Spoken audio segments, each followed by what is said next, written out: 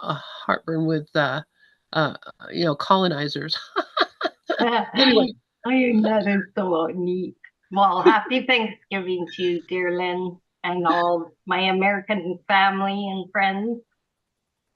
It's a good day to remind ourselves everything we're thankful for, which we have a lot to be thankful for, having this great spiritual text, A Course in Miracles. And I've been reading from John Mundy's book, A Course in Mysticism and Miracles, Begin Your Spiritual Adventure. And last week we left off on, it was why did I do that? I just moved my thing. I didn't mean to do that. But we were talking about what mysticism was, and then we got into chapter 2. And we read the quote, Sleeping Child, which I'm going to reiterate again here from the text, chapter 6. You are a child of God, a priceless part of his kingdom, which he created as part of him. Nothing else exists, and only this is real. You have chosen a sleep in which you have had bad dreams, but the sleep is not real, and God calls you to awake. And the next section is called Amazement and Imagination. In her book, Practical Mysticism, Evelyn Underhill describes her childhood mysticism as abrupt experiences of the peaceful, undifferentiated plane of reality, like the still desert of the mist. Young children can literally be overwhelmed with mystical experiences.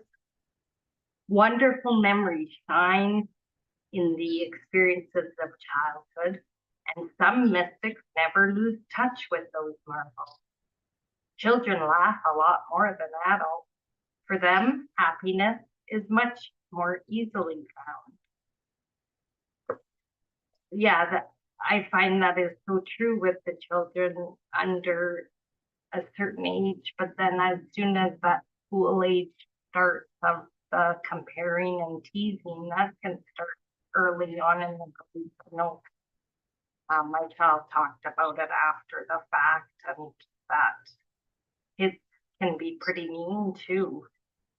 And I know that isn't truth. So that would be our ego mind, that thought system that we believe and take to be our own. And the biggest thing that I just like to say is I'm not my thought. I'm not what this just voice says and this judge and tormentor says. I am none of that. I am going to visit my niece 3, so I'm going to have a great time laughing, being happy with her, and whatever else mood strikes her fancy. New discovery plunges them into jubilation, and they spend their lives in the wonderful world of imagination where cartoon characters are real. Santa Claus is real, fairies are real, angels are real. Unlike adults with fully formed egos, children don't know what they do not know. Perhaps they can talk to God. Ooh, I love that. I was thinking of asking my niece a question like, do you remember anything before you came into the world? But I don't know. I'll better ask her mom if I can ask that first so I don't get into trouble. Some of the best descriptions of the mysticism of childhood are found in the work of 17th century English poet and mystic Thomas Traherne, who wrote of the glories of childhood and nature that enlighten the mind through beauty, and of the blissful congruence of being a child in the natural world. By introducing a child's point of view, Traherne brought a new dimension to literature, something unknown before his time. His poems, like those of his fellow English poets, William Blake and William Wordsworth, express an uncomplicated, simple love of God. Your enjoyment of the world is never right, he tells us, till every morning you awake in heaven, see yourself in your Father's palace, and look upon the earth and air as celestial joys, having such reverent esteem of all, as if you were among the angels. English novelist and poet C.S. Lewis called Traherne's writing the most beautiful books in English, and Trappist mystic Thomas Merton expressed deep gratitude for his work. Here, Traherne describes his early mystical experience. The corn was Orient, moral wheat, which never should be reaped. I thought it had stood from everlasting to everlasting. The dust and the stones of the street were as precious as gold. The gates were at first the end of the world. The green trees, when I saw them first through the gates, transported and ravished. The sweetness and unusual beauty made my heart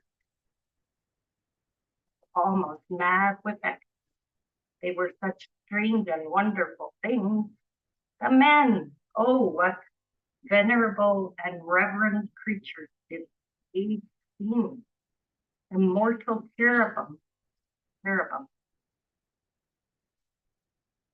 And the young men glittering, sparkling angels made strange, seraphic pieces of life and beauty. Boys and girls tumbling in the street and playing were moving duos. I knew not that they were born worshipped.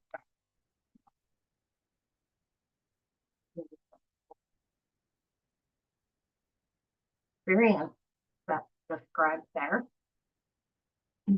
Similarly, 19th century Indian mystic Ramakrishna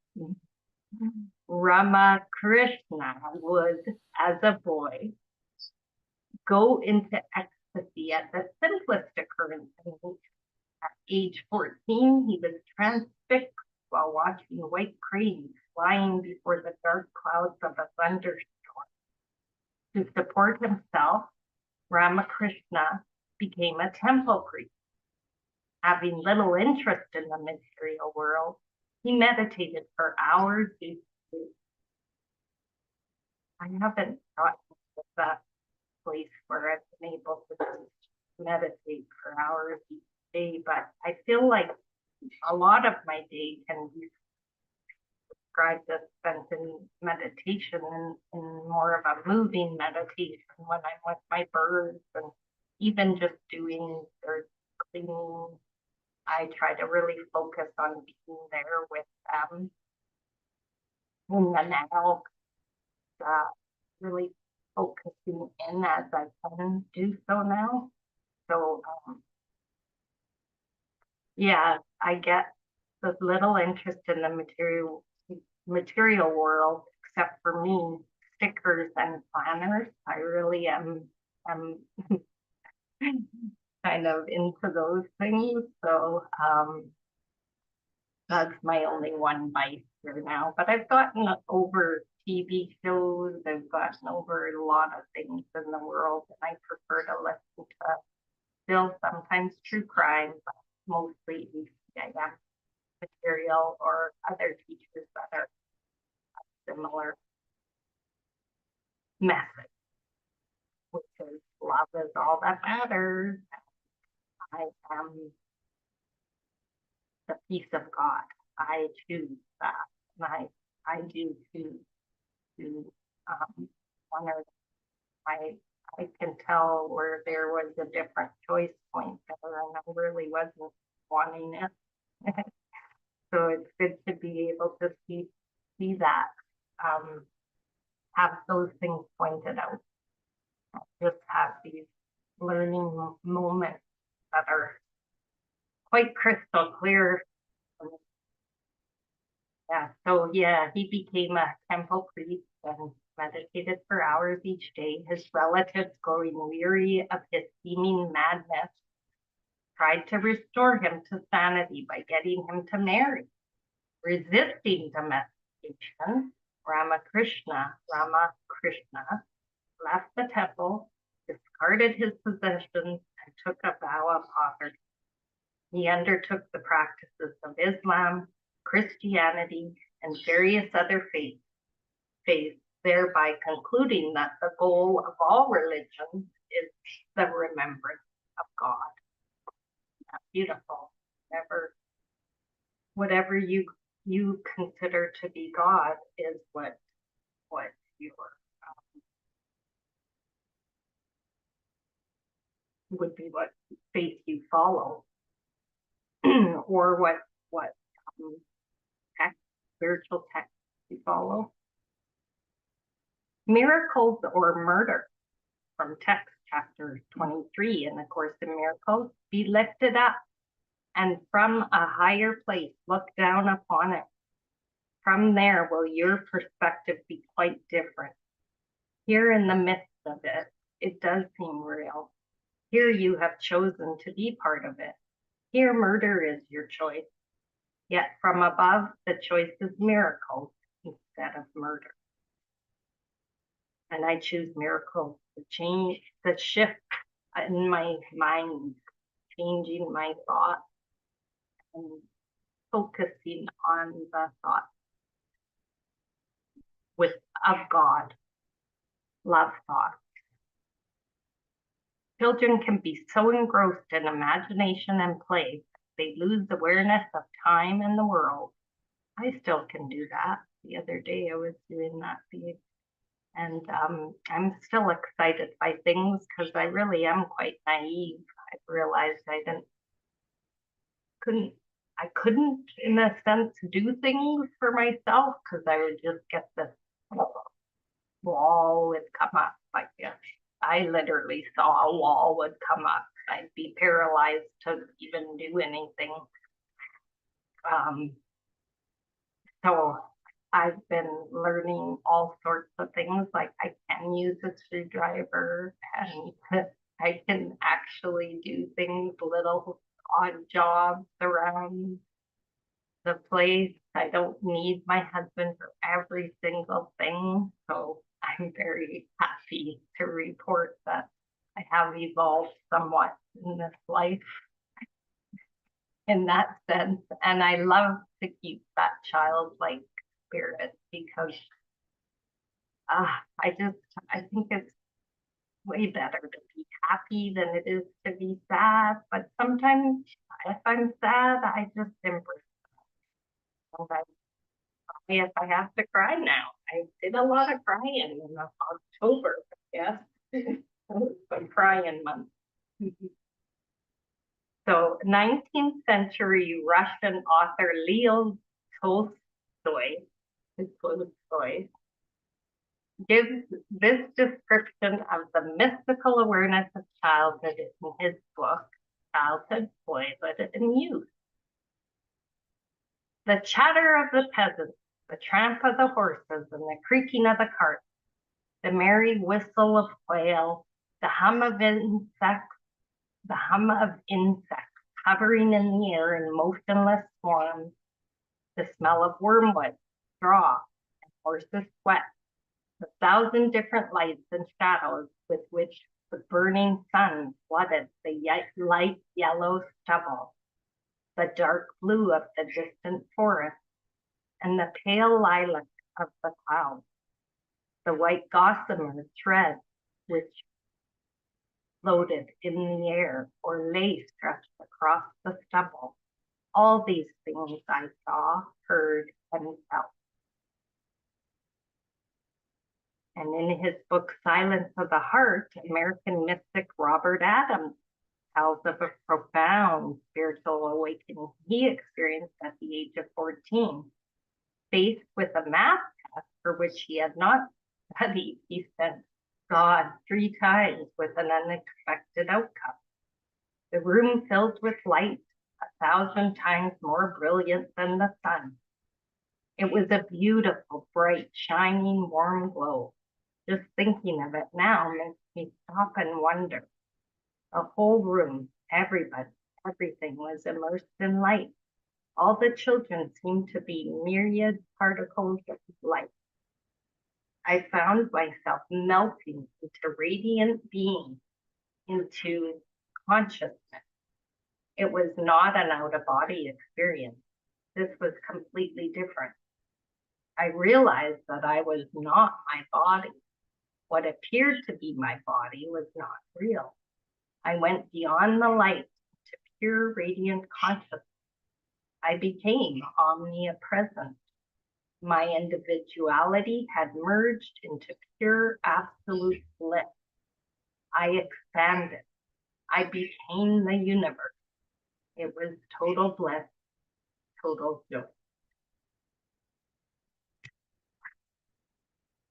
I've had some experiences where I've just really had nothingness, and that was just complete contentedness. Not so much the great light or anything like that, but more of really just blank, a blank mind. So I don't know about the light thing, but who knows? You know, the day's still not over yet. Next section is child of nature, child of God. Seeing God in nature is the mysticism of farmers, gardeners, campers, hikers, all lovers of nature. All lovers of nature and all native people. It is the parks that bring sanity to our city. Central Park is literally the heart of New York City. Hyde Park plays the same role in London as does Hibiya Park in Tokyo. Cities without parks suffocate. Transcendentalist philosopher Henry David Thoreau went to the woods to live deliberately, to confront the essentials of life and not learn when it came time to die that he had not lived. Comes time to die, figuring, I didn't live. I wasn't even living in the moment, but I'm happy that I can do that now. More so, and with concentrated effort, I am succeeding more and more. Nature mysticism is the simplest, oldest, and commonest form of mysticism. It was the mysticism of the primitive, and so it is for anyone who wishes to take time to stop and listen to nature's soft whisper. Catholic monk and author Wayne Teasdale wrote, "Natural mysticism is the environment of childhood. It is what nurtures us. The child is exposed to the cosmic revelation from birth and infancy. This is the child's world, a world that has a fresh, magical, numinous quality. My childhood years were bathed in the delightful smells, sights, and sounds of nature. I feel fortunate to have grown up on a farm in Missouri during the 1940s and 50s. There is an immediacy about farm life that quickens the mind and opens many doors and windows.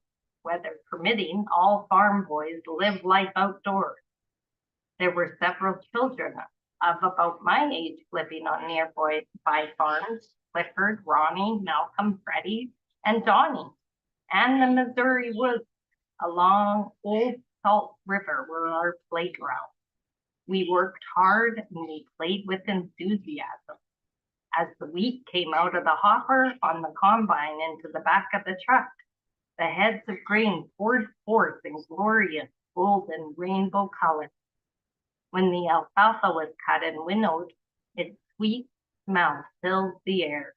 We rolled around in it, absorbed in its sweet aroma. In the evening, we sat and listened to tree frogs, katydid, and crickets. I don't know what Katie did. Patty did, Katie did. Tree frogs, Katie did, and crickets. On July 9th, we stood mesmerized by the flicker of fireflies, the stars, and occasional northern lights. On one of these glorious evenings, I wrote this poem. These summer evenings. Sitting outside on a summer's evening after a hard day of work, our bellies full of mother's supper, my father smoking a cigar, talking about nothing consequential, sometimes not talking at all, sitting, watching evening fall, listening to katydids, tree frogs, and crickets, and then the moon, the stars, and the fireflies. Sleep comes so peacefully these summer evenings. It's so beautiful. I remember a lot of our summers were spent. We had a family cottage out at Lac St. Anne, which is outside of Edmonton here in Alberta, Canada. And there was no running water, and it was an old wood stove, and it was very an outhouse. So it was very much just that's where we were, but it was no big deal. And we swam in the lake, and we get bloodsuckers and run back to the cabin, and grandma would get salt and just pour the salt and they'd unhook. And it was no big deal. And then as I grew up, I couldn't go into the water because I was scared of the bloodsuckers. Oh, this isn't it crazy? And now it's changed a lot. It's not ideal for swimming because they weren't allowed to clean up their beach areas anymore because it affects the environment and whatnot. So now there isn't really the swim, but people still do water sports on the lake and whatnot. Yeah, so that was a beautiful poem by John. And he goes on to say, Swiss scientist Albert Hoffman underscores the importance and universality of these visionary experiences, whether found in nature or outside it. In his book, LSD, My Problem Child, he writes, in studying the literature connected with my work, I became aware of the great universal significance visionary experience. It plays a dominant role not only in mysticism and the history of religion, but also in the creative process of art, literature, and science. More recent investigations have shown that many persons also have visionary experiences in early life, though most of us fail to recognize the meaning and value. Mystical experiences like those that marked my child are far from rare. That it would be so natural to us as a child. I just can't remember certain my memories are hazy, but that's okay because I don't need to go back that far. Mystical experiences are best understood in the present tense, as this makes the event more direct and more immediate. Less is lost to the past. Join me here in one of my own early mystical moments. Ooh, I'm gonna get my latest release. Just check the time. I'm back to 11:56. I am 9, he 10, and I'm standing behind our farmhouse. Nothing is happening. This is what makes it mystical. I am looking, seeing, taking in the loveliness of it all. Everything fits together in amazing unity, and I am a part of it. Kittens are playing in the yard, and free-range chickens are busy looking for bugs. It all fits together so wonderfully well. I feel the interconnectedness of it all. It is a bright, sunny, perfect sort of a day. Suddenly, unexpectedly, I'm overwhelmed. Tears come to my eyes and awe-inspiring joy, and I back up to take it all in. It is all so beautiful. Time stops and I snap an angelical picture in my mind. This is the moment. This is a moment that can never be lost. A little spark, glimpse into eternity so clear that it can never be forgotten because it is forever a part of each other. Truly perfect. If nothing but the truth exists, right-minded seeing cannot be anything but perfect. From the text, chapter 3. Beyond our ordinary seeing, there is a scene of wholeness and perfection of eternity. I did not have the words for it then, but I knew that I was happy and that everything was as it was supposed to be. It was a perfectly impeccable, holy instant, beyond fault and flaw and the limitation of time. Something similar happened again when I was 14. While hunting on the back reaches of our farm, I walked through an opening in a grove of trees near the base pond. I stopped and stood perfectly still and decided to play a game. I pretended that I didn't exist. Mindless eyes were recording the scene in the woods like a video camera, completely uninvolved in what was happening. And a delicious quietude settled on me, a feeling so peaceful that I knew I would spend the rest of my life looking to confirm this reality, this holy place where only love abides. In my childish way, I named this place my heavenly spot. I wrote up this experience in an earlier book, Missouri Mystic. When my mother read the book, she told me that she used to visit the same spot in search of solitude. Almost 40 years later, I brought my future wife, Dolores, to this miraculous place. And that takes us to the end of that chapter too. I love him talking about how he decided to play a game. And I used to play games with my mom when we'd come into the city from our small town. I would tell my mom, I don't know why I wanted to do this, but I wanted to pretend I was blind, that I couldn't see, and that I just looked straight ahead and just looking in a tunnel. I don't know. It was very weird, but my mom laughs about it now, but I'm not too sure. Anyway, it's already, my time's up, and it went so fast as usual. I hope that everybody gets their fill of good food and good cheer and good company, even if the company is yourself, because that is the best relationship you will ever have. Thank you. Thank you so much, Audrey. I love you, sweetheart. Happy Thanksgiving to you too. And we will be here tonight for our deep dive into the text if you want to come in. So, Oh, right. great. I will. All right. Bye-bye, guys.